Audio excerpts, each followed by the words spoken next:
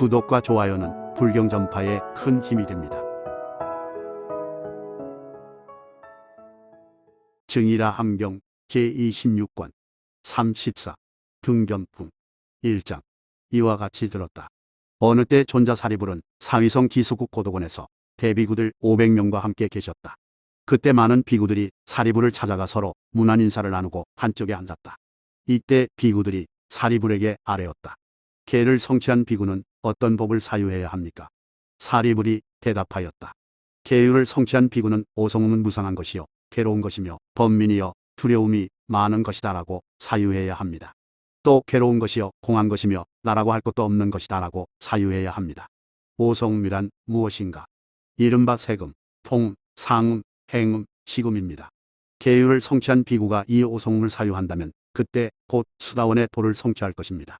비구들이 사리불에게 물었다. 수다원을 성취한 비구는 어떤 법을 사유해야 합니까? 사리불이 대답하였다. 수다원을 성취한 비구도 오성음은 괴로운 것이요 번민이며 두려움이 많은 것이다라고 사유해야 합니다. 또 괴로운 것이요 공한 것이며 나라고 할 것도 없는 것이다라고 사유해야 합니다. 여러분 꼭 아셔야만 합니다. 만일 수다원을 이룩한 비구가 이 오성음을 사유한다면 그는 그때 곧 사다함과를 성취할 것입니다. 모든 비구들이 물었다. 사다함을 성취한 비구는 어떤 법을 사유해야 합니까? 사리불이 대답하였다. 사다함을 성취한 비구도 이 오성음은 괴로운 것이요 번민이며 두려움이 많은 것이다라고 사유해야 합니다. 또 괴로운 것이요 공한 것이며 나라고 할 것도 없는 것이다라고 사유해야 합니다. 사다함을 성취한 비구가 이 오성음을 사유한다면 그는 그때 곧 아나함과를 성취할 것입니다. 모든 비구들이 물었다. 아나함을 성취한 비구는 어떤 법을 사유해야 합니까? 사리불이 대답하였다. 아나함을 성취한 비구도 이 오성음은 괴로운 것이요 번민이며 두려움이 많은 것이다라고 사유해야 합니다. 또 괴로운 것이요 공한 것이며 나라고 할 것도 없는 것이다라고 사유해야 합니다. 아나함을 성취한 비구가 이 오성음을 사유한다면 그는 그때 곧 아라한을 성취할 것입니다. 모든 비구들이 물었다. 아라한을 성취한 비구는 어떤 법을 사유해야 합니까? 사리불은 말하였다. 당신들의 질문은 어찌 그리 지나칩니까? 나안이 된 비구는 할 일이 이미 끝나 다시는 업을 짓지 않습니다. 그래서 번뇌에서 마음이 해탈하여 나고 죽는 바다인 5갈래의 세계로 향하지 않고 짓는 바가 있는 존재의 몸을 다시는 받지 않습니다. 그러므로 여러분 계를 지키는 비구도 수다원, 사다함, 아나함도 이 오성음을 사유해야 합니다. 비구들이여 마땅히 이와 같이 배워야 합니다. 그때 모든 비구들은 사리불의 말을 듣고 기뻐하며 받들어 행하였다. 2장. 이와 같이 들었다. 어느 때 부처님께서는 발안해의 선인이 살던 농야원에 계셨다. 그때는 열애께서 도를 이루신 지 그리 오래되지 않았던 터이라 세상 사람들은 그분을 큰 사문이라 일컬었다. 그때 바사니 광은 왕위를 새로 이어받았었다. 이때 왕은 이렇게 생각하였다. 내가 이제 새로 왕위를 이어받았으니 먼저 석가족 집안의 딸을 데려와야겠다. 만일 내게 딸을 준다면 내 마음이 흡족하겠지만 만일 주지 않는다면 내가 가서 힘으로 핍박하리라. 그리고는 바사니 광이 곧 어떤 신하에게 명령하였다. 너는 가비라위의 석가족에게 가서 내 이름으로 그들 석가족에게 바사니 광은 문안드립니다. 기거는 편안하신가 하고 몇 번이고 묻습니다라고 말하라. 또 그들 석가족에게 나는 석가족의 딸을 데려오고 싶습니다. 만일 내게 준다면 그 은혜를 길이 새기겠지만 만일 어긴다면 힘으로 핍박할 것입니다. 하고 말하라. 그때 대신은 왕의 명령을 받고 가비라국으로 갔다. 그때 가비라위의 석가족 500명이 한 곳에 모여 있었다. 대신은 곧 500명의 석가족이 있는 곳으로 가서 바사니 광의 이름으로 그들 석가족에게 말하였다. 바사니 광은 성심으로 문안드립니다. 기거는 편안하신지 간절하기 한이 없습니다. 나는 석가족의 딸을 데려오고 싶습니다. 만일 내게 준다면 매우 다행스럽지만 주지 않으신다면 힘으로 핍박하게 될 것입니다. 이때 모든 석가족 사람들은 이 말을 듣고 크게 화를 내었다. 우리는 위대한 족성이다. 무엇 때문에 종년의 자식과 인연을 맺겠느냐. 그들 중 어떤 이는 주자고 하기도 하고 어떤 이는 줄 수 없다고 하기도 하였다. 그때 그 무리 중에 마하남이라는 한 석가족이 여러 사람들에게 말하였다. 여러분 화내지 마십시오. 왜냐하면 저 바사니 광은 덴데미가 포악하기 때문입니다. 만일 바사니 광이 온다면 우리나라를 파괴하고 말 것입니다. 제가 지금 직접 가서 바사니 광을 만나보고 이 사정을 말해보겠습니다. 이때 마하남의 집에는 여정이 낳은 한 처녀가 있었는데 그녀는 세상에 드물 만큼 얼굴이 단정하였다. 마하남은 이 처녀를 목욕시킨 뒤 고운 옷을 입히고 톱에 깃털로 장식한 수레에 태워 가지고 바사니 광에게 가서 왕에게 이렇게 아뢰었다. 이 아이는 제 딸입니다. 인연을 맺으소서. 바사니 광은 그 처녀를 맞아 매우 기뻐하였고 곧 그녀를 첫째 부인으로 삼았다. 며칠이 지나지 않아 부인은 아이를 배웠고 8, 9달이 지나 사내아이를 낳았는데 얼굴이 단정하기가 짝이 없을 만큼 세상에서 빼어났다. 바사니 광은 여러 관상가들을 불러 모아 태자의 이름을 짓게 하였다. 이때 관상가들은 왕의 말을 듣고 곧 이렇게 아뢰었다. 태왕께서는 마땅히 아셔야만 합니다. 태왕께서 부인을 구하셨을 때 여러 석가족들은 서로 다투었고 혹은 주어야 한다고 말하는 이도 있고 혹은 줄 수 없다고 말하는 이도 있었으며 이쪽 저쪽 무리로 갈라진 일이 있었습니다. 그래서 이제 그 이름을 비류룩이라고 지어 올립니다. 관상가들은 이름을 지어 올린 뒤에 제각기 자리에서 일어나 떠났다. 바사니 광은 그 유리태자를 끔찍이 사랑하여 잠깐도 눈앞에서 떼어놓질 않았다. 그러나 태자가 나이 8살이 되자 왕은 그에게 말하였다. 너도 이제는 다 컸다. 저 가비라위로 가서 여러 가지 궁수를 배워야겠구나. 이때 바사니 광은 여러 시정들을 붙이고 큰 코끼리를 태워 석가족의 집으로 그를 보냈다. 그는 마하남의 집에 도착해 마하남에게 말하였다. 바사니 광께서 저를 이곳으로 보내면서 여러 가지 궁수를 배우라 하셨습니다. 원컨대 조부모님께서는 하나하나 가르쳐 주소서. 그러자 마하남이 대답하였다. 궁수를 배우려고 하면 잘 익혀야 할 것이다. 마하남은 석가족 동자 500명을 모아 함께 궁수를 배우게 하였다. 그리하여 유리태자와 500동자는 함께 궁수를 배웠다. 그때 가비라 위성 안에 큰 강당을 새로 세웠는데 그곳엔 아직 하늘도 사람도 마도 혹은 마천도 전혀 머무른 적이 없었다.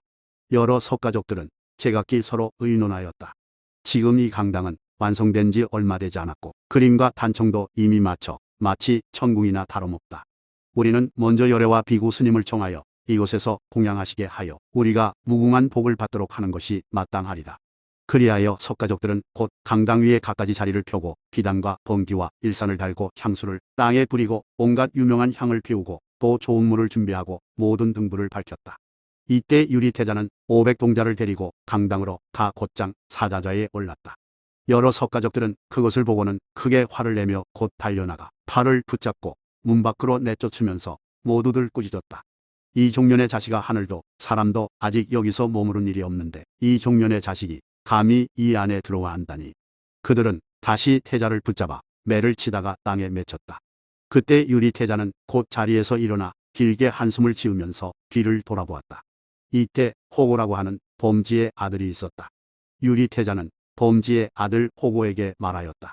이 석가족들은 나를 붙잡아 이렇게까지 욕을 보였다. 만일 내가 나중에 왕위를 이어받게 되거든 그때 너는 이 일을 내게 말해야 한다. 그때 범지의 아들 호고가 대답하였다. 태자의 분부대로 하겠습니다.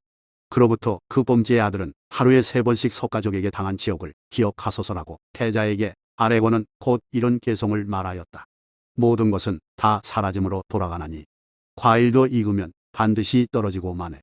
합하고 모인 것은 반드시 흩어지고 태어나면 반드시 죽음이 있을 따름이네. 그 무렵 바사니 광은 천명대로 세상을 살다가 마침내 숨을 거두었고 곧 유리태자를 옹립하여 왕을 삼았다. 이때 호고 범지는 왕에게 찾아가 이렇게 말하였다. 태왕께서는 옛날 석가족에게 당한 지옥을 기억하소서. 유리왕이 말하였다. 칭하고 장하구나. 과거의 일을 잘 기억하고 있구나. 유리왕은 갑자기 분노를 일으키며 여러 신하들에게 말하였다. 지금 이 나라 백성들의 주인은 누구냐? 신하들이 대답하였다. 태왕이시여, 지금 이 백성들을 거느리시는 분은 유리왕이십니다. 너희들은 속히 수레를 장엄하고 네 종류의 군사를 모아라. 내가 지금 석가족을 정벌하러 가리라. 모든 신하들이 대답하였다. 그리하겠습니다. 대왕이시여. 신하들은 왕의 명령을 받고 곧 네 종류 군사를 운집시켰다. 유리왕은 네 종류 군사를 거느리고 가비라월로 떠났다. 그때 비구들은 유리왕이 석가족을 치러 온다는 말을 듣고 세종께 나아가 머리를 조아려 그 발에 예를 올리고 한쪽에 서서 이 사실을 자세히 아뢰었다.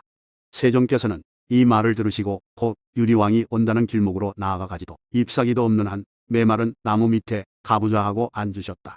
유리왕은 세종께서 나무 밑에 앉아 계시는 것을 멀리서 보고는 곧 수레에서 내려 세종께 나아가 머리를 조아려 그 발에 예배하고 한쪽에 섰다. 그때 유리왕이 세종께 여쭈었다. 저 가지와 잎이 무성한 리구류 같은 다른 좋은 나무들도 많이 있는데 하필 이 메마른 나무 밑에 앉아 계십니까? 세종께서 말씀하셨다. 친족의 그늘이 그래도 바깥 사람보다 낫다. 이때 유리왕은 생각하였다. 오늘 세종께서는 일부러 친족을 위해 이루시는 것이다. 그러니 나는 오늘은 본국으로 돌아가자. 저 가비라오를 정벌해서는 안 되겠다. 유리왕은 곧 하직하고 돌아갔다. 그때 호고 범지가 다시 왕에게 아뢰었다. 옛날 석가족에게 당한 지옥을 기억하소서. 유리왕은 이 말을 듣자 다시 분노가 치밀었다. 너희들은 속히 수리를 장음하고 내 종류의 군사를 모아라. 내가 저 가비라오를 정벌하러 가리라. 신하들은 곧 내 종류의 군사를 모아 사위성을 출발하여 석가족을 정벌하기 위하여 가비라올로 떠났다. 그때 비구들은 이 소식을 듣고 세종께 가서 아뢰었다. 지금 유리왕이 군사를 일으켜 석가족을 치러 간다고 합니다. 세종께서는 이 말을 들으시고 곧 신통력으로 길가에 있는 한 메마른 나무 아래로 가서 앉아 계셨다. 유리왕은 세종께서 나무 밑에 앉아 계시는 것을 멀리서 보고 곧 수레에서 내려 세종께 나아가 머리를 조아려 그 발에 예배하고 한쪽에 섰다. 그때 유리왕이 세종께 아뢰었다. 다른 좋은 나무들도 있는데 거기에 앉아 계시지 않으시고 왜 세종께서는 지금 이 메마른 나무 밑에 앉아 계십니까? 세종께서 말씀하셨다. 친족의 그늘이 그래도 바깥 사람보다 낫다. 그때 세종께서 곧 이런 개성을 말씀하셨다. 친족의 그늘은 시원하여라. 석가족이 부처를 내었다네. 저들이 모두 내 가지와 잎이니. 그러므로 이런 나무 아래 앉아 있다네. 이때 유리왕은 다시 이렇게 생각하였다. 지금의 세종께선 저 석가족 출신이시니 내가 정벌해선 안 되겠구나. 이것을 그만두고 본국으로 돌아가는 것이 마땅하다. 유리왕은 곧 사위성으로 돌아갔다. 그때 호고 범지가 다시 왕에게 아뢰었다. 왕께선 옛날 석가족에게 당한 지옥을 기억하소서. 유리왕은 이 말을 듣고 다시 네 종류의 군사를 모아 사위성을 출발하여 가비라올로 나아갔다. 이때 대목걸려는 유리왕이 석가족을 정벌하러 온다는 소식을 듣고 세종께 나아가 머리를 조아려 그 발에 예배하고 한쪽에 섰다. 그때 목련이 세종께 아뢰었다. 지금 유리왕이 네 종류의 군사를 모아 석가족을 치러 온다고 합니다. 저는 지금 유리왕과 그 네 종류의 군사들을 모두 다른 세계에 던져버릴 수 있습니다. 세종께서 말씀하셨다. 그대가 어찌 이 석가족의 전생 인연마저 다른 세계로 던져버릴 수 있겠느냐. 그러자 목련이 부처님께 아뢰었다. 진실로 그 전생 인연은 다른 세계로 던져버릴 수 없겠습니다. 그러자 세종께서 목련에게 말씀하셨다. 그대는 자리에 돌아가 앉아라. 목련이 다시 부처님께 아뢰었다. 저는 지금 이 가비라오를 저 허공에다 옮겨놓을 수 있습니다. 세종께서 말씀하셨다. 그대가 지금 석가족의 전생 인연도 허공에 옮겨놓을 수 있겠느냐. 목련이 대답하였다. 아닙니다. 세존이시여. 부처님께서 목련에게 말씀하셨다. 그대는 본래 앉았던 자리로 돌아가거라. 그러자 목련이 다시 부처님께 아뢰었다. 원컨대 제가 새로 새장처럼 성들게 엮고 이 가비라올 성 위를 덮도록 허락하여 주십시오. 세종께서 말씀하셨다. 어떠냐. 목걸려나 그대는 새로 새장처럼 성들게 엮고 전생의 인연도 덮을 수 있겠느냐. 목련이 부처님께 아뢰었다. 아닙니다. 세존이시여. 부처님께서 목련에게 말씀하셨다. 그대는 본래 있었던 자리로 돌아가거라. 석가족은 이제 전생의 인연이 이미 다 무르익었다. 이제는 그 과보를 받아야 하느니라. 세종께서 곧 이런 개성을 말씀하셨다. 비록 저 허공을 땅으로 만들고 또 이 땅을 허공으로 만들려 해도 과거의 인연에 묶인 그 인연은 영원히 썩지 않느니라. 그때 유리왕은 가비아올로 갔다. 모든 석가족은 유리왕이 네 종류의 군사를 거느리고 쳐들어온다는 소식을 듣고 네 종류의 군사를 모아 일류순이나 나아가 유리왕을 맞이하였다. 모든 석가족들은 일류순 안으로 유리왕이 들어오자 멀리서 유리왕에게 활을 쏘았다. 화살은 혹 귓구멍을 맞추면서 귀는 다치게 하지 않고 상투를 맞추면서 머리는 다치게 하지 않기도 하였다. 혹은 활을 맞춰 부수고 활줄을 맞추면서도 그 사람은 해치지 않았다. 혹은 갑옷을 맞추면서도 그 사람을 다치게 하지 않고 자리를 맞추면서도 그 사람은 해치지 않았으며 수레에 바퀴를 맞춰 부수면서도 그 사람은 다치게 하지 않고 깃대를 맞추면서도 그 사람은 해치지 않았다. 유리왕은 이것을 보고 매우 두려워하며 신하들에게 말하였다. 너희들은 이 화살들이 어디서 날아오는지 알아보아라. 신하들이 대답하였다. 이 화살은 저 석가족들이 인류순 밖에서 쏘는 화살들입니다. 유리왕이 말하였다. 만일 저들이 마음먹고 우리를 죽이려 한다면 우리는 모조리 죽고 말 것이다. 이쯤에서 사위성으로 돌아가는 것이 좋겠다. 그때 호고범지가 앞으로 나와 아뢰었다. 대왕께선 두려워 마소서. 저 석가족들은 모두 계율을 지키는 자들입니다. 본래도 죽이지 않는데 더구나 사람을 해치겠습니까? 지금 이대로 나아가면 반드시 저 석가족을 무너뜨릴 수 있을 것입니다.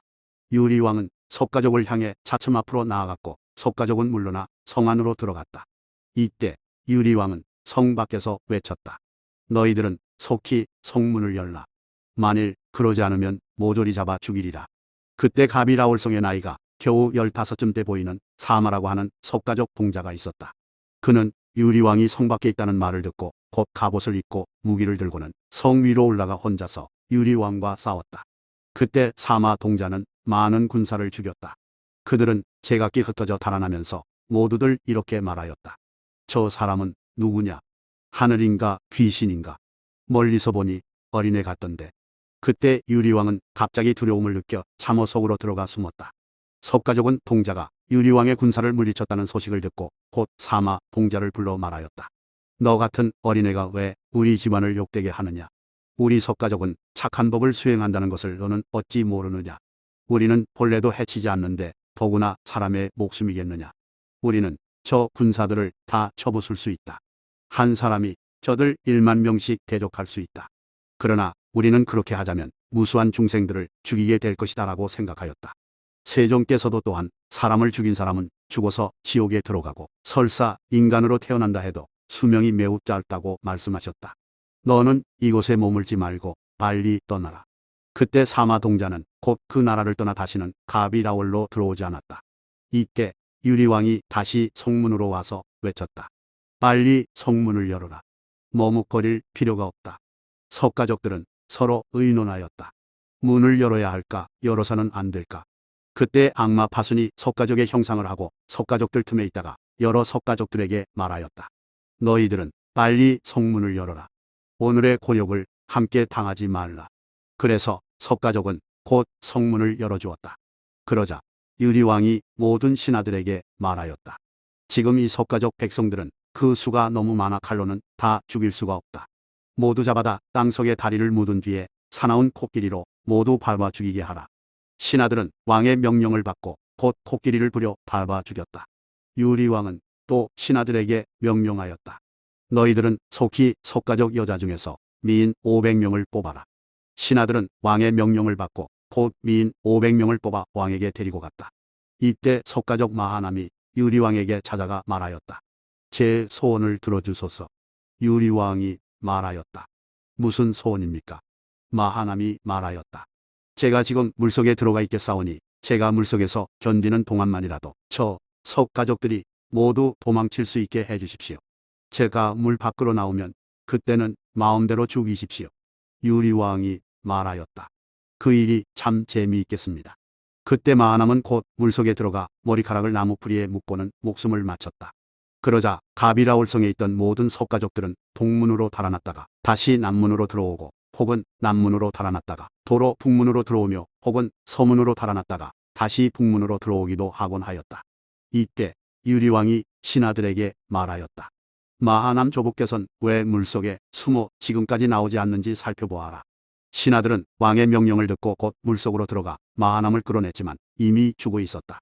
유리왕은 죽은 마하남을 보자 그때서야 후회가 되었다. 나의 조부께서는 이미 목숨을 마쳤다. 그것은 모두 친족을 사랑했기 때문이다. 나는 그분이 죽을 줄은 몰랐다. 만일 알았더라면 결코 이 석가족을 치지 않았을 것이다. 당시 유리왕은 9,990만 명을 죽여 그 흐르는 피가 강물을 이루었고 가비라올성을 태우고는 미구류원으로 갔다. 유리왕은 500명의 석가족 여자들에게 말하였다. 너희들은 걱정하지 말라. 나는 너희들 남편이요. 너희들은 내 아내다. 우리 서로 즐기자. 유리왕은 팔을 펴한 속가족 여자를 잡고는 희롱하려 하였다. 그러자 그 여자가 물었다. 대왕께선 무얼 하려는 겁니까? 왕은 말하였다. 너와 정을 통하고 싶다. 여인이 왕에게 말하였다. 내가 왜 종려에게서 난 종자와 정을 통하겠습니까? 유리왕은 크게 분노하여 신하들에게 명령하였다. 빨리 인연을 잡아다 손발을 자르고 깊은 구덩이에 던져버려라. 신하들은 왕의 명령을 받고 그녀의 손발을 자르고 구덩이 속에 던져버렸다. 그러자 500이나 되는 여자들이 모두 왕을 욕하면서 말하였다. 누가 이 몸을 가지고 종려에게서 난 종자와 정을 통하겠는가? 왕은 화를 내며 500명의 속가족 여자들을 잡아다 모두 그 손발을 자르고 깊은 구덩이에 던져버렸다. 유리왕은 가비라워를 완전히 파괴한 뒤 사위성을 향해 떠났다. 그때 기타 태자는 깊은 궁중에서 여러 미녀들과 즐기고 있었다. 유리왕은 풍류 소리를 듣고 물었다. 저 소리가 무슨 소리기에 여기까지 들리느냐? 신하들이 대답하였다. 저것은 기타 왕자가 깊은 궁중에서 풍류를 즐기는 소리입니다. 유리왕이 곧 몰입꾼에게 명령하였다. 너는 이 코끼리를 돌려 기타 왕자에게로 가자. 그때 문지기는 왕이 오는 것을 멀리서 보고 아뢰었다. 왕께선 조금만 천천히 걸으십시오. 기타 왕자께서는 지금 궁중에서 5가지 용락을 즐기고 계십니다. 시끄럽게 굴지 마십시오. 그러자 유리왕은 즉시 칼을 베어 문지기를 죽였다. 이때 기타 왕자는 유리왕이 문 밖에 와 있다는 소식을 듣고 기녀들에게는 말하지 않고 곧 문 밖으로 나가 왕을 맞이하였다. 잘 오셨습니다. 태왕이여, 잠깐 들어가 쉬십시오. 그러자 유리왕이 말하였다. 내가 저 속가족과 싸운다는 것을 너는 어찌 몰랐느냐? 기타가 대답하였다. 들었습니다. 유리왕이 말하였다. 그런데 너는 왜 기녀들과 즐기기만 하고 나를 돕지 않았느냐? 기타 왕자가 대답하였다. 저는 중생들의 목숨을 참아 죽일 수가 없었습니다. 그러자 유리왕은 벌컥 화를 내며 즉시 칼을 뽑아 기타 왕자를 베어 죽였다. 기타 왕자는 목숨을 마친 뒤에 33촌에 태어나 500명의 처녀들과 함께 즐겁게 놀았다. 그때 세종께서 천안으로 기타 왕자가 목숨을 마치고 33촌에 태어난 것을 보시고 곧 이런 개성을 말씀하셨다. 인간과 천상에서 복을 누리는 기타 왕자의 덕이요. 선을 행하면 뒤에 과보 받나니 그건 모두 현세의 과보로 인해서이다. 여기서도 근심하고 저기서도 근심하니 저 유리왕은 두 곳에서 늘 근심하네. 악을 행하면 뒤에 과보 받나니 그건 모두 현세의 과보로 인해서이다. 마땅히 복의 공덕을 의지해야 하나니 앞에서 지은 것 뒤에도 그러하다. 혹은 혼자서 몰래 지으면 때로는 남들이 모를 수도 있을 것이다. 악을 행하면 그것이 악인 줄 아나니 앞에서 지은 것 뒤에도 그러하다. 혹은 혼자서 몰래 지으면 때로는 남들이 모를 수도 있을 것이다. 인간이나 천상에서 그 복을 받는데 두 곳 어디서나 복을 누리네. 선을 행하면 뒤에 과보 받나니 그건 모두 현세의 과보로 인해서이다. 여기서도 근심하고 저기서도 근심하나니 악을 지으면 두 곳에서 다 근심하네. 악을 행하면 뒤에 과보 받나니 그건 모두 현세의 과보로 인해서이다. 이때 500명 속가족 여자들은 스스로 귀하고는 열애의 명호를 칭송하여 부르며 이렇게 말하였다. 여래께서는 이 나라에서 태어나셨고 또한 이곳에서 출가하여 도를 배운 뒤에 깨달음을 얻으셨습니다. 하온데 지금 부처님께서는 이렇게 괴로운 일을 당해 모진 고통을 겪는데도 끝내 돌보지 않으십니다. 세존이시여, 왜 돌보지 않으시나이까? 세존께서는 맑고 트인 천의로 여러 속가족 여자들이 부처를 향해 원망하는 소리를 들으셨다. 그때 세존께서 모든 비구들에게 말씀하셨다. 너희들은 모두 오라. 우리 다 같이 가서 저 가비라오를 살펴보고 또 죽은 친척들을 살펴보자. 비구들이 대답하였다. 그렇게 하겠습니다. 세존이시여. 세존께서는 비구들을 데리고 사위성을 나가서 가비라올로 가셨다. 이때 500명 속가족 여자들은 세존께서 비구들을 데리고 오시는 것을 보고 모두들 벗은 몸을 부끄러워하였다. 그때 석재환인과 기사문왕이 세존의 뒤에서 부채질을 하고 있었다. 세존께서 석재환인을 돌아보며 말씀하셨다. 저 석가족 여인들이 모두들 부끄러워하는구나. 석재환인이 아뢰었다. 그렇습니다. 세존이시여. 석재환인은 곧 하늘나라 옷으로 그 500명 여자들의 몸을 가려주었다.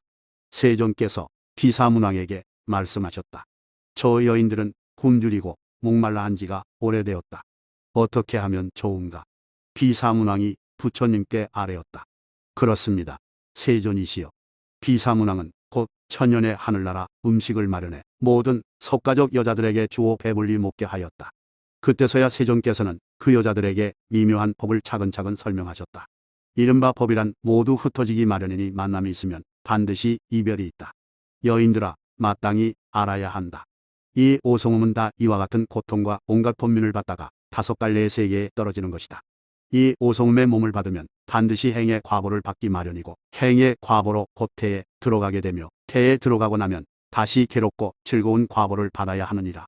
그러나 만일 이 오송음이 없다면 곧 몸을 받지 않을 것이요, 몸을 받지 않는다면 태어남이 없을 것이며, 태어남이 없기 때문에 늙음이 없고, 늙음이 없기 때문에 병이 없으며, 병이 없기 때문에 죽음이 없고, 죽음이 없기 때문에 만났다 헤어지는 괴로움이 없을 것이다. 그러므로 여인들아, 이 오음이 이루어지고 없어지는 변화를 잘 사유해야 하느니라.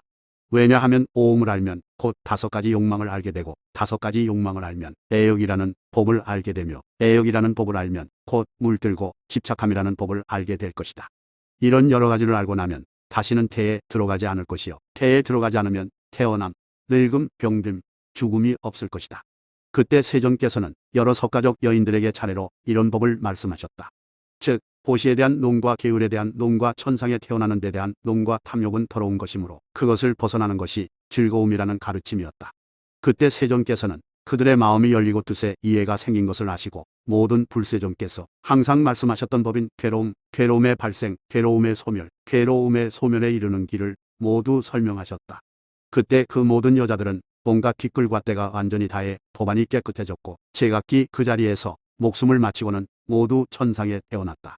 그때 세존께서는 성 동쪽 문으로 다가갔고, 성 안에서 연기와 불꽃이 왕성히 일어나는 것을 보시고 곧 다음과 같은 개성을 읊으셨다. 모든 현상은 덧없는 것이라서 태어나면 반드시 죽음이 있네. 태어나지 않으면 죽지 않나니 이 열반이 최고의 즐거움이네. 세존께서는 비구들에게 너희들은 모두 나를 따라 오라고 하시고는 니구류원으로 가서 자리를 잡고 앉으셨다. 그때 세존께서 비구들에게 말씀하셨다. 여기가 니구류원이다. 나는 옛날 여기서 여러 비구들에게 법을 자세히 설명했다. 그런데 지금은 텅 비어 아무도 없구나. 옛날 수천만 사람들이 이곳에서 도를 얻어 법안이 깨끗해졌느니라. 오늘 이후로 열애는 다시는 이곳에 오지 않을 것이다. 그때 세존께서는 모든 비구들에게 설법을 마치고 곧 자리에서 일어나 사의국 기숙국 고도원으로 가셨다. 그때 세존께서 모든 비구들에게 말씀하셨다. 지금 저 유리왕과 그 군사들은 이 세상에 오래 살지 못할 것이다. 오늘부터 이래 뒤에는 모두 없어지고 말 것이다. 유리왕은 세존께서 유리왕과 그 군사들은 지금부터 이래 뒤에 모두 없어지리라고 예언하셨다는 말을 듣고는 매우 두려워하며 신하들에게 말하였다. 여래께서 오늘 예언하시기를 유리왕은 이 세상에 오래 살지 못하고 지금부터 이래 뒤에 군사들과 함께 모두 없어지리라고 하셨다고 한다. 너희들은 도적이나 수재나 화재의 변이 우리나라를 침노하는 일은 없는지 바깥 경계를 잘 살펴보아라. 왜냐하면 모든 불륜회께서는 두 갈래 말을 하지 않으신다. 그 말씀은 결국 틀림이 없기 때문이다. 그때 호고 범지가 왕에게 아뢰었다. 왕께선 두려워 마소서. 지금 바깥 경계에는 도적의 두려움도 없고 수재나 화재의 변도 없습니다. 지금 대왕께서는 마음껏 즐기소서. 유리왕이 말하였다. 범지여, 모든 불세존의 말씀은 틀림이 없다는 것을 알아야 한다. 이때 유리왕이 사람을 시켜 날짜를 세게 하였는데 이래가 되자 대왕은 너무 기뻐 어쩔 줄 몰랐다. 그는 여러 군사들과 시녀들을 데리고 아지라라는 강가에 나가 즐기면서 놀다가 바로 그곳에서 밤을 보내게 되었다. 그런데 그날 한밤중에 갑자기 구름이 일어나더니 사나운 비바람이 몰아쳤다. 유리왕과 그 군사들은 모조리 물에 휩쓸려 모두 사라졌고 몸이 무너지고 목숨을 마친 뒤에는 아비지옥에 떨어졌다. 또 하늘에서 불이 내려와 성 안에 있는 모든 궁전을 모두 불살랐다. 그때 세존께서는 천안으로 유리왕과 그 네 종류 군사들이 물에 휩쓸려 모조리 목숨을 마치고 지옥에 떨어지는 것을 관찰하셨다. 세존께서 곧 이런 개성을 읊으셨다. 악을 행하되 매우 심하게 하는 것. 그 모두는 몸과 입으로 행한 것이다. 지금 세상에서 몸으로도 고통받지만 타고 난 목숨도 짧아지리라. 만일 집에서 지낼 때라면 그 집은 모두 불에 살리고 만일 목숨을 마치게 되면 반드시 지옥에 떨어지리라. 그때 많은 비구들이 세종께 아뢰었다. 유리왕과 그 네 종류의 군사들은 지금 목숨을 마치고 어디에 태어났습니까? 세종께서 말씀하셨다. 유리왕자는 지금 아비지옥에 태어났다. 모든 비구들이 세종께 아뢰었다. 저 석씨들은 과거에 무슨 인연을 지었기에 지금 유리왕에게 해침을 당하였습니까? 그러자 세종께서 모든 비구들에게 말씀하셨다. 옛날 이 나열성에 한 어부들이 모여 살던 마을이 있었다. 마침 흉년이 들어 사람들은 풀뿌리를 먹었으니 금 한 대로 쌀 한 대를 바꿀 정도였다. 그 마을에는 큰 못이 있었는데 또 그 못에는 고기도 많았다. 그래서 나열성 사람들은 그 못으로 가서 고기를 잡아먹고 살았었다. 그때 그 못에는 두 종류의 물고기가 살고 있었는데 하나는 이름이 구소이고 다른 하나는 양설이라고 하였다. 그 두 물고기는 서로 의논하였다. 우리는 이전에 이 사람들에게 잘못을 저지른 적이 없다. 또 우리는 물에서 사는 짐승이라서 땅에서는 살지 못한다. 그런데도 이 사람들이 모두 와서 우리를 잡아먹고 있으니 만일 우리가 전생에 조그만 복이라도 지은 것이 있다면 그것으로 원수를 갚자. 그때 그 마을의 나이가 겨우 8살쯤 되는 어린아이가 있었다. 그 아이는 물고기를 잡지도 않고 또 목숨을 죽이지도 않았다. 그러나 그는 물고기들이 언덕 위에 모두 죽어 있는 것을 보고는 매우 재미있어 했다. 비구들아, 너희들은 마땅히 알아야 한다. 너희들은 그때 나열성 사람들이 누구라고 생각하느냐? 지금의 석가족이 바로 그들이었느니라. 그때 그 구소라는 물고기는 지금의 저 유리왕이고 그때 저 양설이라고 하는 물고기는 지금의 호고범지이며 그때 언덕에 죽어 있는 물고기를 보고 웃었던 어린애는 바로 나였느니라. 그때 그 석가족은 앉아서 물고기를 먹었는데 그 인연으로 무수한 것 동안 지옥에 떨어졌다가 지금 이 지경이 된 것이다. 나는 그때 앉아서 바라보며 웃었기 때문에 지금 머리를 돌로 치는 것 같고 또 머리에 수미산을 인 것 같은 두통을 앓고 있는 것이다. 왜냐하면 열에는 다시는 몸을 받지 않고 온갖 행을 버렸으며 모든 액난을 벗어났기 때문이니라. 비구들아, 이런 인연으로 말미암아 지금 이런 과보를 받은 것이다. 그러므로 모든 비구들아, 너희들은 마땅히 몸과 입과 뜻으로 짓는 행을 잘 단속하고 범행 닦는 일을 생각하고 공경하며 받들어 섬기도록 해야 한다. 비구들아, 마땅히 이와 같이 배워야 하느니라. 그때 모든 비구들은 부처님의 말씀을 듣고 기뻐하며 받들어 행하였다. 3장. 이와 같이 들었다. 어느 때 부처님께서는 사위국 기숙국 고도곤에 계셨다. 그때 세종께서 모든 비구들에게 말씀하셨다. 천자가 목숨을 마치려 할 때에는 전에 없었던 5가지 징조가 앞에 나타난다. 어떤 것이 그 5가지인가? 첫째는 꽃으로 만든 관이 저절로 시들고, 둘째는 옷의 때가 끼며, 셋째는 몸에서 냄새가 나고, 넷째는 본래의 자리를 좋아하지 않으며, 다섯째는 처녀들이 별처럼 흩어지는 것이다. 이것이 이른바 천자가 목숨을 마치려고 할 때에는 5가지 징조가 나타난다고 하는 것이니라. 그때 그 천자는 몹시 근심하면서 가슴을 치고 울부짖는다. 그러면 다른 천자들이 그 천자를 찾아와 이렇게 말한다. 그대는 지금 이렇게 가면 좋은 곳에 태어나 좋은 것을 얻고 좋은 이익을 얻을 것이요. 좋은 이익을 얻을 것이니 좋은 업에 편안히 머무를 것을 생각하시오. 여러 천자들은 이렇게 가르칠 것이니라. 그때 어떤 비구가 세종께 아뢰었다. 33처는 어떤 좋은 곳에 태어나고 어떤 좋은 이익을 얻으며 어떤 좋은 업에 머무릅니까? 세종께서 말씀하셨다. 하늘에게는 인간 세상이 바로 좋은 것이다. 좋은 것을 얻고 좋은 이익을 얻는 이는 바른 식견이 있는 집안에 태어나 선지식과 함께 일하며 열애의 법안에서 신근을 얻는다. 이것을 일러 좋은 이익을 얻는다고 하는 것이니라. 어떤 것이 좋은 업에 편안히 머무르는 것인가?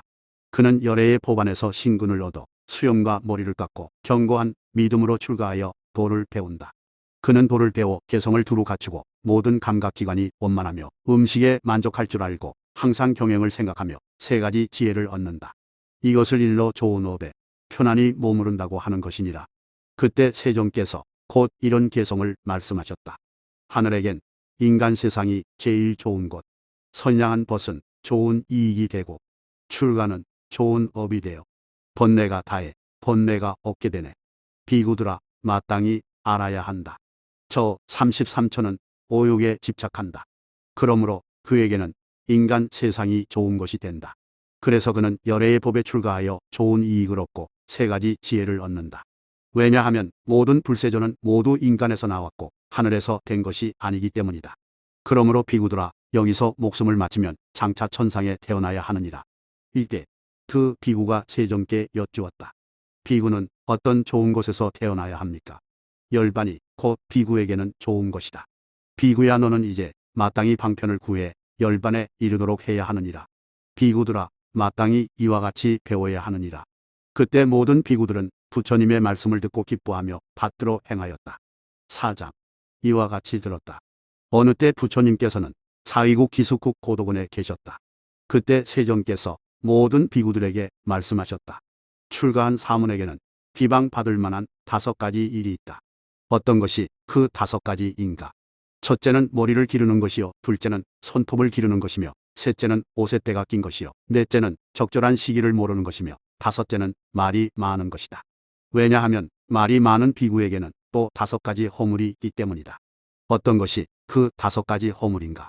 첫째는 남들이 그 말을 믿지 않는 것이요, 둘째는 남들이 그 말을 듣지 않는 것이며, 셋째는 남들의 미움을 받는 것이요, 넷째는 거짓말을 하는 것이며, 다섯째는 남을 싸우게 하는 것이다. 이것을 일러 말이 많은 사람은 5가지 허물이 있다고 하는 것이니라. 비구들아 너희들은 지금 이 5가지를 버리고 삿된 생각을 없애도록 하라. 모든 비구들아 마땅히 이와 같이 배워야 하느니라. 그때 모든 비구들은 부처님의 말씀을 듣고 기뻐하며 받들어 행하였다. 5장 이와 같이 들었다. 어느 때 부처님께서는 사위국 기숙국 고도곤에서 500명의 비구들과 함께 계셨다. 그때 빈비사라 왕이 모든 신하들에게 명하였다. 법의 깃털로 장식한 수레를 속히 준비시켜라. 내가 사위성으로 가서 친히 세존을 뵈리라. 신하들은 왕의 명령을 받고 곧 법의 깃털로 장식한 수레를 준비하고 왕에게 나아가 아뢰었다. 수레 준비가 다 되었습니다. 대왕께선 때가 되었음을 아소서. 그때 빈비사라 왕은 법의 깃털로 장식한 수레를 타고 나열성을 나서 사위성으로 나아갔고 점차 기원정사에 이르러 기원정사로 들어가려고 하였다. 물로 관정의식을 치룬 왕의 법에는 5가지 위용이 있다. 그런데도 왕은 그것을 모두 한쪽에 치워두고 세종께 나아가 머리를 조아려 그 발에 예배하고 한쪽에 앉았다.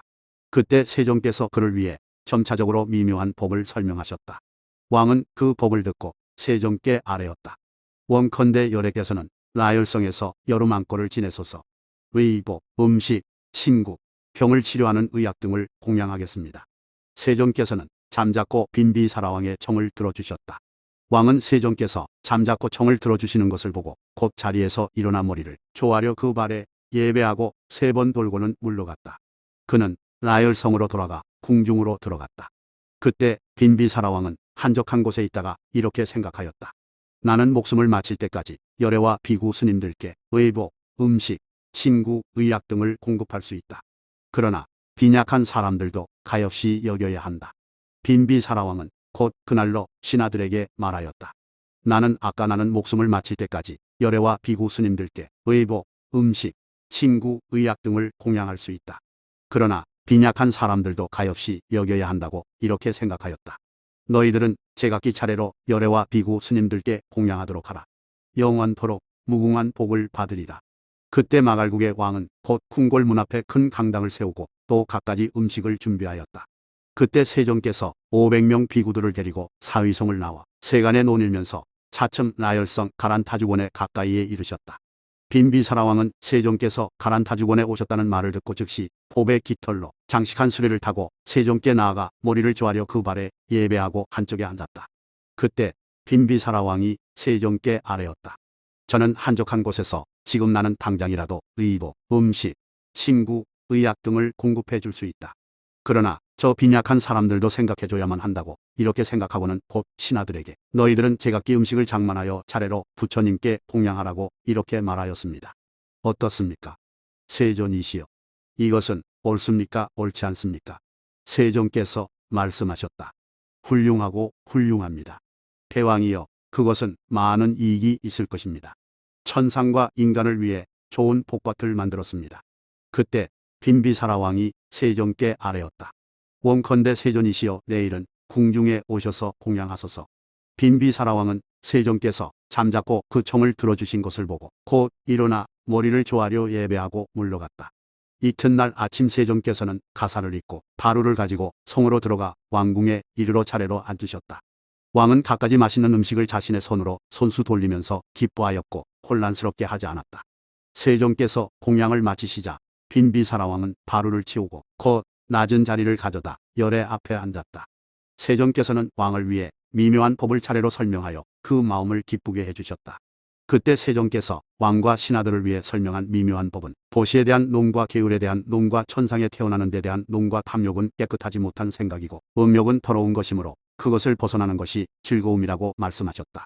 그때 세종께서는 그 중생들의 마음이 열리고 뜻에 이해가 생긴 것을 다시는 의심이 없음을 아시고 모든 불세종께서 항상 말씀하셨던 법인 괴로움, 괴로움의 발생, 괴로움의 소멸, 괴로움의 소멸에 이르는 길을 모두 말씀하셨다. 이렇게 세종께서 설법하시자 그 자리에 있던 60여 명은 온갖 번뇌가 사라져 법안이 깨끗해졌고 60명 대신들과 500명 하늘신들도 온갖 번뇌가 다 사라져 법안이 깨끗해졌다. 그때 세종께서 빈비사라왕과 그 백성들을 위해 이런 개성을 말씀하셨다.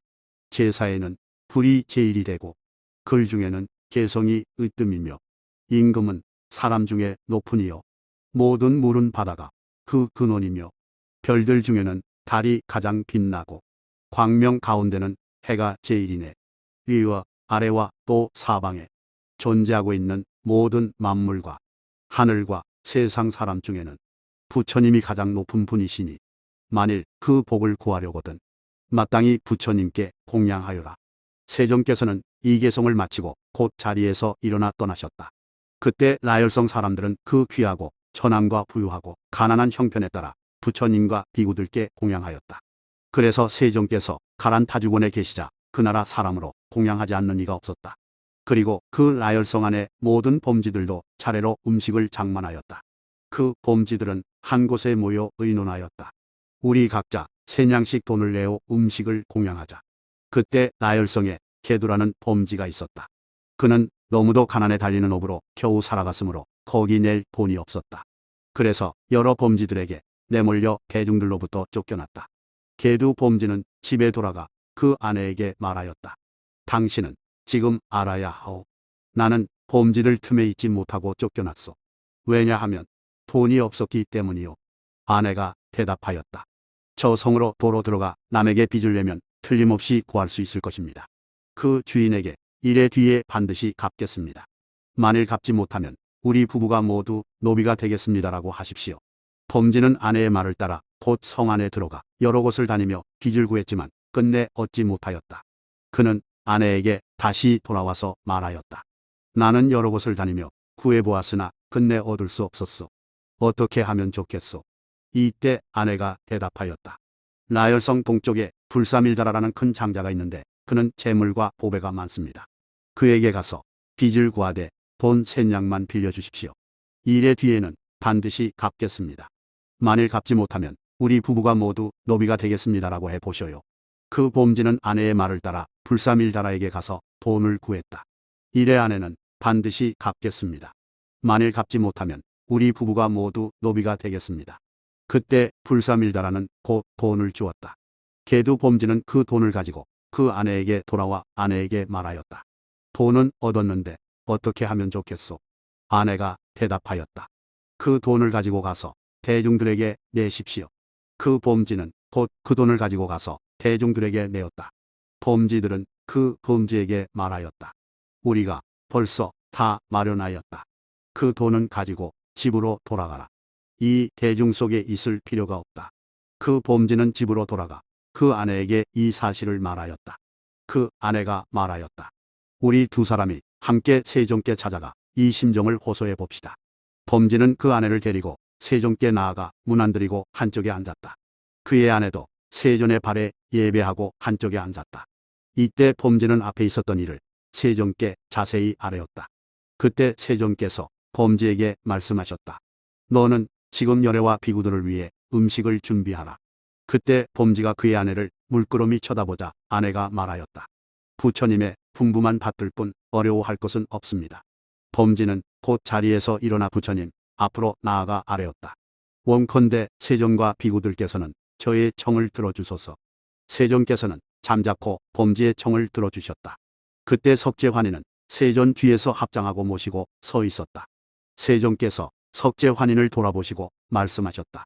너는 이 봄지를 도와 함께 음식을 마련하라. 석재환인이 대답하였다. 그렇게 하겠습니다. 세존이시여. 그때 비사문천왕은 열애에게서 그리 멀지 않은 곳에서 헤아릴 수 없이 많은 귀신들을 거느리고 세종께 부채질을 하고 있었다.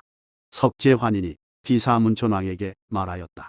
너도 이 봄지를 도와 음식거리를 준비하라. 비사문이 대답하였다. 매우 훌륭합니다. 천왕이여.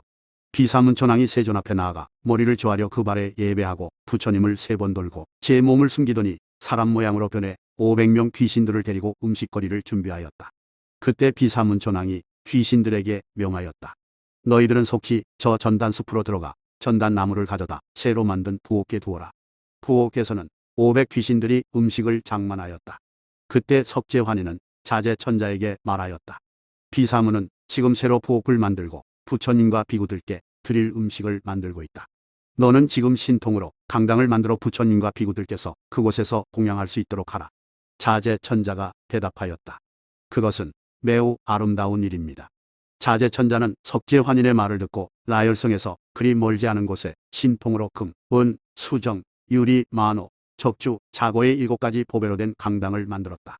그리고 다시 금, 은, 수정, 유리의 4층계를 만들었다. 금 층계 위에는 은나무를 만들고 은 층계 위에는 금나무를 만들었는데 금뿌리에 은줄기와 은가지와 은잎이었다. 또 금 층계 위에는 은잎과 은가지를 만들고 수정 층계 위에는 유리나무를 만들어 그 갖가지들을 이루다 말할 수 없이 많았다. 또 여러 가지 보배로 그 사이사이를 장식하고 다시 7가지 보배 그 위를 덮었다. 내 방에는 좋은 금방울을 두루 달아 놓았는데 그 방울들은 모두 8가지 소리를 내었다. 다시 좋은 평상을 만들어 좋은 자리를 펴고 비단과 번기와 일산을 달아 두었으니 세상에서 보기 드문 것들이었다. 그때 우두전단에 불을 붙여 밥을 짓자 그 향기가 라열성에서 12유순 안에 가득 찼다. 그때 마갈국의 왕이 신하들에게 물었다. 나는 깊은 궁중에서 나서 거기서 자랐지만 이런 향내는 전혀 맡아보지 못하였다. 그런데 라열성 근처에서 무슨 일로 이런 향냄새가 나는가? 신하들이 아뢰었다. 이것은 개두범지가 부옥에서 하늘나라의 전단을 태우는데 거기에서 나는 향내입니다. 그때 빈비사라왕이 신하들에게 명하였다. 보배 깃털로 장식한 수레를 속히 준비하라. 내가 세종께 나아가 어떻게 된 영문인지 여쭈어 보리라. 그러자 모든 신하들이 아뢰었다. 그렇게 하겠습니다. 대왕이시여. 빈비사라왕은 곧 세종께 나아가 머리를 조아려 그 발에 예배하고 한쪽에 서 있었다. 그때 국왕은 새로 만든 부옥에서 500명이 음식을 만들고 있는 것을 보고 말하였다. 이것은 누가 장만하는 음식인가? 귀신들이 사람 모양을 하고 대답하였다. 개두범지가 부처님과 비구들을 청해 공양하려는 것입니다. 국왕은 또 멀리서 높고 넓은 강당을 보고 시자에게 물었다. 저것은 누가 지은 강당인가? 전에는 없었는데 누가 지었는가? 신하들이 대답하였다. 그게 어찌된 일인지 모르겠습니다. 이때 빈비사라왕은 이렇게 생각하였다. 내가 지금 세종께 가서 그 까닭을 여쭈어 보아야겠다. 세종께서는 모르시는 일이 없고 못 보시는 일이 없다. 그때 마갈국의 빈비사라왕이 세종께 나아가 머리를 조아려 그 발에 예배하고 한쪽에 앉았다. 그때 빈비사라왕은 세종께 아뢰었다. 전에는 이런 높고 넓은 강당을 보지 못하였사온데 오늘 이것을 보나이다. 전에는 이 새로 만든 부옥을 보지 못하였사온데 오늘 이것을 보나이다. 이것은 도대체 무슨 물건이며 누구의 조화입니까? 세종께서 말씀하셨다. 대왕이여, 마땅히 아셔야 합니다. 이 부옥은 비사문천왕이 만든 것이고 또 이 강당은 자제천자가 만들었습니다. 그때 마갈국의 왕은 그 자리에서 슬픔과 울음이 북받쳐 어쩔 줄 몰랐다. 세종께서는 그것을 보고 말씀하셨다. 대왕이여, 무슨 까닭에 그리 슬피 우십니까? 빈비사라왕이 부처님께 아뢰었다. 어찌 감히 슬피 울지 않을 수 있겠습니까? 다만 생각건대 뒷세상 사람들은 성인의 출현을 직접 보지 못할 것입니다. 미래 사람들은 재물에 집착하고 위용과 덕이 없어 이런 기이한 보물이 있다는 말을 듣지도 못할 텐데 하물며 어떻게 보겠습니까? 지금 열애께서 그런 기이하고 특별한 신통으로 세상에 나타내심을 배우니 저절로 슬픈 울음이 납니다. 세종께서 말씀하셨다. 미래 세상의 왕이나 백성들은 결코 이런 신통을 보지 못할 것이다. 그때 세종께서 국왕을 위해 설법하시어 기쁜 마음을 내게 하셨다. 왕은 그 설법을 듣고 곧 자리에서 일어나 떠나갔다. 비사문천왕은 바로 그날 개두 범지에게 말하였다. 너는 오른팔을 펴라. 개두 범지는 곧 오른팔을 폈다. 비사문천왕은 곧 그에게 금방망이를 주면서 말하였다. 이 금방망이를 땅에 던져보아라. 범지가 즉시 땅에 던지자 그것은 곧 백천냥의 금이 되었다. 비사문천왕이 말하였다. 너는 이 금방망이를 가지고 성 안에 들어가 갖가지 음식을 사서 이곳으로 가지고 오너라. 범지는 천왕의 분부를 받고 곧 그 금을 가지고 성 안으로 들어가 갖가지 음식을 사서 부엌으로 가지고 왔다. 비사문천왕은 범지를 목욕시킨 뒤 갖가지 옷을 입히고 손에는 향불을 들게 하고는 때가 되었습니다. 지금이 바로 그때입니다. 원컨대 존자께선 왕림하소서라고 아뢰라고 시켰다. 범지는 그 분부를 받고 손에 향로를 들고 아뢰었다. 때가 되었습니다. 원컨대 왕림하소서. 그때 세종께서 때가 되었음을 아시고 가사를 입고 바루를 가지고 비구들을 데리고 강당으로 가앉으셨으며 비구들도 차례로 앉았다. 그때 개두 범지는 음식은 매우 많은데 비구들이 너무 적은 것을 보고 앞으로 나아가 세종께 아뢰었다. 지금 음식은 이처럼 풍족한데 비구 스님들이 너무 적습니다. 어찌하오리까? 세종께서는 말씀하셨다. 범지야, 너는 지금 향로를 들고 높은 다락으로 올라가 동, 서, 남, 북을 향해 석가문불의 제자들 중 6가지 신통을 얻고 번뇌가 다한 아라한은 모두 이 강당으로 모이십시오라고 그렇게 외쳐라. 범지가 아뢰었다. 그렇게 하겠습니다. 세존이시여. 범지는 부처님 분부를 받고 곧 다락 위로 올라가 번뇌가 다한 모든 아라한을 청하였다. 그때 동방에 있던 2만 1천 아라한이 동방에서 강당으로 왔고 남방에서 2만 1천, 서방에서 2만 1천, 북방에서 2만 1천의 아라한이 이 강당으로 와 모였다. 그래서 그 강당에는 8만 4천 아라한이 한자리에 모이게 되었다. 그때 빈비사라왕은 신하들을 데리고 세종께 나아가 머리를 조아려 그 발에 예배하고 또 비구 스님에게도 예배하였다. 개두 범지는 비구승들을 보자 너무 기뻐 어쩔 줄 몰랐다.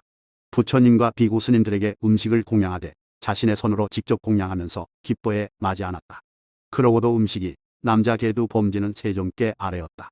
지금 부처님과 비구 스님들께 다 공양을 올렸는데도 아직 음식이 남아 있습니다. 세종께서 말씀하셨다. 너는 지금 부처님과 비구들을 청해 이래 동안 공양하라. 범지가 대답하였다. 그렇게 하겠습니다. 구담이시여. 개두 범지는 거꾸로 앉아 세종께 아뢰었다. 지금 부처님과 비구들을 청해 이래 동안 공양하고 다시 의복, 음식, 친구, 의약 등을 공급해 드리겠습니다. 세종께서는 잠잡고 그 청을 들어주셨다. 그때 그 대중 속에 사구리라고 하는 비구니가 있었다. 그 비구니가 세종께 아뢰었다. 저는 혹석가문불의 제자로서 번뇌가 다한 아라한 중에 이곳에 모이지 않은 이가 있는 듯한 생각이 들었습니다. 그래서 천안으로 동방세계, 남방, 서방, 북방 세계를 두루 살펴보았지만 오지 않은 이가 하나도 없이 모두 다 모였습니다. 지금 이 대회에는 순전히 나은 진인들만 모였습니다. 세종께서 말씀하셨다. 그렇다 사구리야. 내 말과 같다. 이 대회는 순전히 진인들만 동서 남북에서 빠짐없이 모두 다 와서 모인 것이니라. 그때 세종께서 이 인연으로 모든 비구들에게 말씀하셨다. 너희들은 혹 비구니 중에서 천안이 이 비구니처럼 투철한 일을 본 적이 있느냐? 비구들이 아뢰었다. 보지 못하였습니다. 세존이시여. 그때 세종께서 말씀하셨다. 나의 성문 제자 중에 천안이 제일인 이는 이 사구리 비구니이니라. 이때 개두 범지는 이랫동안 의복, 음식, 친구, 의약 등을 성중에게 공양하였고 다시 향과 꽃을 열애 위에 뿌렸다. 그러자 그 꽃들은 허공에서 칠보가 그물처럼 얽힌 누각으로 변하였다. 범지는 그 누각을 보고 너무 기뻐 어쩔 줄 모르면서 세존 앞으로 나아가 아뢰었다. 원컨대 세존이시여, 저도 도에 들어가 사문이 되는 것을 허락하여 주소서. 그때 개두 범지는 곧 도를 닦게 되어 모든 감각기관이 고요해졌고 스스로 그 뜻을 닦아 잠을 없애버렸다. 비록 눈으로 빛깔을 보더라도 생각을 일으키지 않았고 그 눈도 나쁜 생각이 없어 잡생각으로 시달려가지 않았다. 그래서 눈을 잘 보호하였다. 또 귀로 소리를 듣거나 코로 냄새를 맡거나 혀로 맛을 보아도 그러했으며 몸으로 보드라운 감촉을 느껴도 보드랍다는 생각을 일으키지 않았고 뜻으로 법을 알아도 그 또한 그러하였다. 그래서 사람의 마음을 덮어 지혜 없는 사람으로 만드는 오결과 5개를 곧 없앴다. 살해할 뜻이 없이 그 마음을 깨끗이 하여 스스로 살생하지 않고 살생할 생각을 하지 않으며 남을 시켜 살생하게 하지도 않고 칼이나 몽둥이를 손에 잡지 않았으며 인자한 마음을 내어 일체 중생을 대하였다. 또 도둑질을 버리고 도둑질 할 생각을 내지 않아 그 마음을 깨끗이 하였으며 항상 모든 중생들에게 보시하려는 마음을 가지고 또 도둑질하지 못하게 하였다. 또 제 자신이 음행하지 않고 남을 시켜 음행하게 하지 않으며 항상 범행을 닦아 깨끗해 더러움이 없었으며 범행 안에서 그 마음을 깨끗이 하였다. 또 제 자신이 거짓말하지 않고 남을 시켜 거짓말하게 하지 않으며 항상 진실만을 생각해 거짓말로 세상 사람을 속이는 일이 없이 그 안에서 마음을 깨끗이 하였다. 또 제 자신이 이간질하지 않고 남을 시켜 이간질하게 하지 않으며 여기서 이 말을 듣더라도 저기 가서 전하지 않고 저기서 저 말을 듣더라도 여기 와서 전하지 않으면서 그 안에서 그 마음을 깨끗이 하였다. 그는 또 음식에 있어서도 만족할 줄을 알아 맛있는 음식에 대해서도 집착하지 않고 고운 빛깔에도 집착하지 않으며 기름지고 깨끗한 것에도 집착하지 않았다. 다만 그 몸을 지탱하고 목숨을 보존하며 묵은 병을 고치고 새 병이 생기지 않게 하며 돌을 닦아 언제나 함이 없는 경지에 머무르려고 할 뿐이었다. 이를 비유하면 마치 남자나 여자가 부스럼에 고약을 바르는 것은 그 부스럼을 고치기 위해서인 것과 같았다. 그도 또한 마찬가지여서 음식에 있어 만족할 줄 알았던 것은 묵은 병을 고치고 새 병이 생기지 않게 하기 위함일 따름이었다. 또 그는 때로는 밤을 새우면서 돌을 닦아 때를 놓치지 않고 37품도의 행을 잃지 않았다.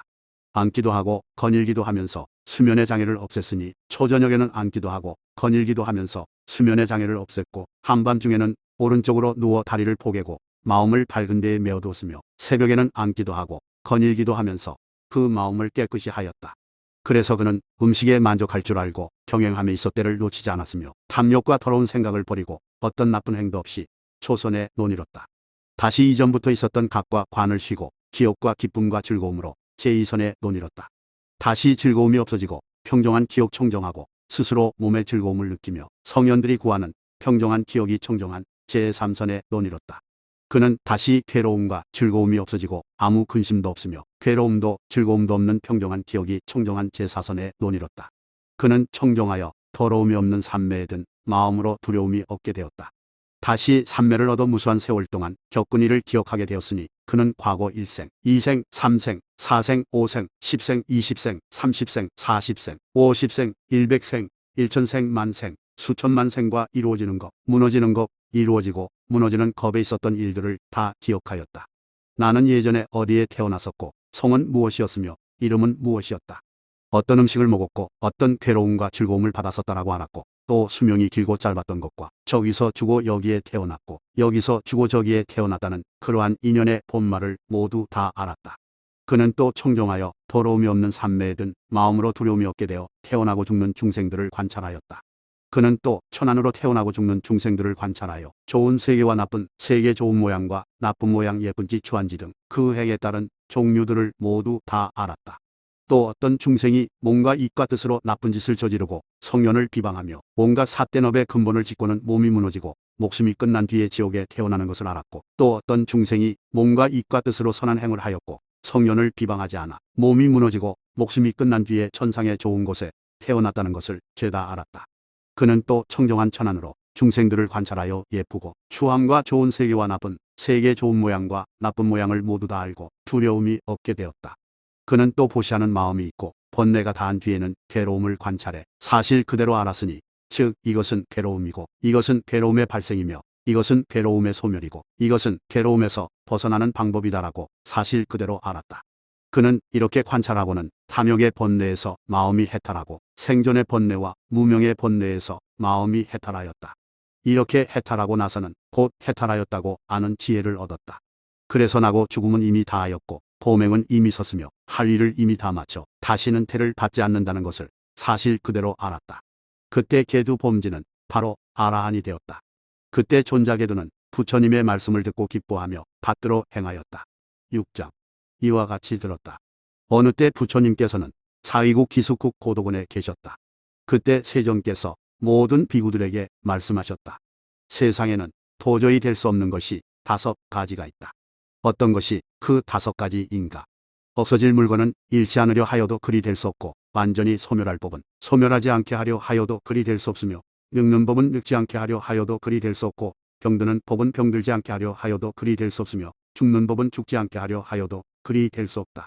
비구들아, 이것을 일러 도저히 될 수 없는 5가지가 있다고 하는 것이니라. 열애가 세상에 출현하건 출현하지 않건 이 법계는 영원히 머물러 여여하기 때문에 무너지지 않지만 없어지고 소멸하는 소리와 나고 늙고 병들고 죽는 것들은 생기거나 혹은 사라져서 모두 다 그 근본으로 돌아간다. 비구들아, 이것을 일러 5가지 법은 어떻게 할 수 없다고 하는 것이다. 그러므로 마땅히 방편을 구해 5근을 닦아야 한다. 어떤 것이 그 5가지인가? 이른바 신근, 정진근, 염근, 정근, 해근이니라. 비구들아, 이 5근을 닦아 익히면 곧 수다원을 성취하고 가가와 일종을 성취하고 더욱 나아가면 사다함을 성취하고 거기서 더 나아가 오결사를 없애면 아나함을 성취하여 거기에서 열반에 들고 이 세상으로 돌아오지 않을 것이며 거기서 더 나아가 번뇌가 닿으면 번뇌가 없게 되어 심에 탈하고 해에 탈하며 몸으로 그것을 증득하여 자유롭게 논일면서 다시는 태를 받지 않는다는 것을 사실 그대로 알게 될 것이다. 그러므로 마땅히 방편을 구해 앞에 5가지 일을 버리고 뒤에 5근을 닦아야 하느니라. 모든 비구들아, 마땅히 이와 같이 배워야 하느니라. 그때 모든 비구들은 부처님의 말씀을 듣고 기뻐하며 받들어 행하였다. 7장. 이와 같이 들었다. 어느 때 부처님께서는 사위국 기숙국 고도곤에 계셨다. 그때 세존께서 모든 비구들에게 말씀하셨다. 고칠 수 없는 5종류의 사람이 있다. 어떤 것이 그 5가지 종류의 사람인가? 첫째, 아첨하는 사람은 고칠 수 없고, 둘째, 간사한 사람은 고칠 수 없으며, 셋째, 입이 거친 사람은 고칠 수 없고, 넷째, 질투하는 사람은 고칠 수 없으며, 다섯째, 은혜를 모르는 사람은 고칠 수 없다. 비구들아, 이것을 일러 5무리의 사람은 고칠 수 없다고 하는 것이니라. 그때 세존께서 곧 이런 개성을 말씀하셨다. 간사하고 입이 거친 사람, 질투하고 은혜를 모르는 사람, 이런 사람들은 고칠 수 없나니 지혜로운 이 글을 버리느니라. 그러므로 모든 비구들아, 항상 바른 마음을 배워 질투를 버리고 말한 바대로 법답게 위의를 닦으며 은혜를 기억해 갚을 줄을 알아야 하나니 작은 은혜도 잊지 말아야 하거늘 하물며 큰 은혜이겠는가. 아끼고 탐내는 마음을 가지지 말고 또 자기를 칭찬하고 남을 비방하지 않도록 하라. 모든 비구들아, 마땅히 이와 같이 배워야 하느니라. 그때 모든 비구들은 부처님의 말씀을 듣고 기뻐하며 받들어 행하였다. 8장. 이와 같이 들었다. 어느 때 부처님께서는 사위국 기숙국 고도곤에 계셨다. 그때 세존께서 모든 비구들에게 말씀하셨다. 옛날 석재환이는 33천에게 이렇게 명령하였다. 만일 너희들이 아수륜과 싸워 아수륜이 지고 하늘이 이기게 되거든 너희들은 비맞을 달아 아수륜을 잡아 이리 끌고 와서 그 몸을 5군데를 꼭꼭 묶어라.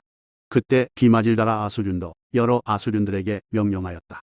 너희들이 오늘 저 하늘들과 싸워 만일 이기게 되거든 석재환인을 잡아 결박해 이곳으로 끌고 오너라. 비구들아, 마땅히 알아야 한다. 그때 그 둘은 서로 싸웠는데 하늘이 이기고 아수륜이 졌다. 33천은 아수륜의 왕 비마질다라를 잡아 그 몸을 결박하여 석재환인에게 끌고 가서 중문 밖에 두고 5군데를 밧줄로 꼭꼭 결박하는 것을 직접 보았다. 그때 아수륜의 왕 비마질다라는 이렇게 생각하였다. 이 하늘들의 법은 바르고 아수륜의 소행은 비법이다.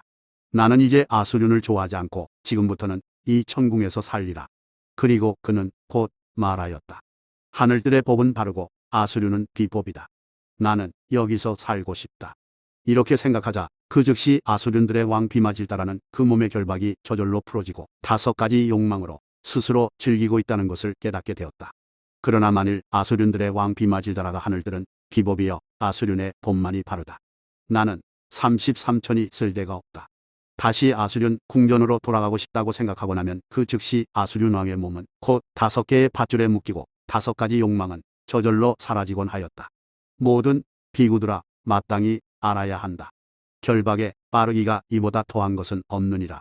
그러나 악마의 결박은 이보다 더 심하니라. 설사 번뇌에 악마가 묶으려 하더라도 움직이면 악마에게 묶이겠지만 움직이지 않으면 악마에게 묶이지 않느니라. 그러므로 모든 비구들아, 너희들은 마땅히 방편을 구해 마음이 묶이지 않게 하고 한적한 것을 좋아해야 한다. 왜냐하면 이 모든 번뇌는 악마의 경계이기 때문이다. 만일 비구가 악마의 경계에 머문다면 그는 끝내 태어남, 늙음, 병든, 죽음을 벗어나지 못하고 근심, 걱정, 괴로움, 번민을 벗어나지 못할 것이다. 나는 이제 이 괴로움의 한계를 말했느니라. 또 만일 비구가 마음이 움직이지 않아서 번뇌에 집착하지 않는다면 그는 곧 태어남, 늙음, 병든, 죽음과 근심, 걱정, 괴로움, 번민에서 벗어나게 될 것이다. 나는 이제 이 괴로움의 한계를 말했느니라. 그런 까닭에 모든 비구들아, 너희들은 이렇게 배워서 번뇌를 없애고 악마의 경계를 초월해야 하느니라. 모든 비구들아, 마땅히 이와 같이 배워야 하느니라. 그때 모든 비구들은 부처님의 말씀을 듣고 기뻐하며 받들어 행하였다. 9장. 이와 같이 들었다. 어느 때 부처님께서는 사위국 기숙국 고도곤에 계셨다. 그때 존자 아난이 세종께 나아가 머리를 조아려 그 발에 예배하고 한쪽에 섰다. 이때 아난이 세종께 여쭈었다. 없어짐을 말씀하시는데 어떤 법을 일컬어 없어진다고 합니까? 세종께서 말씀하셨다. 아난아, 색은 함이 없는 인연으로서 그런 이름만 있다. 탐욕도 없고 함도 없는 것으로서 이것을 아주 없어지는 법이라고 한다. 그 없어지는 것을 완전히 없어진다고 말한다. 통, 상, 행, 식은 함도 없고 지음도 없다.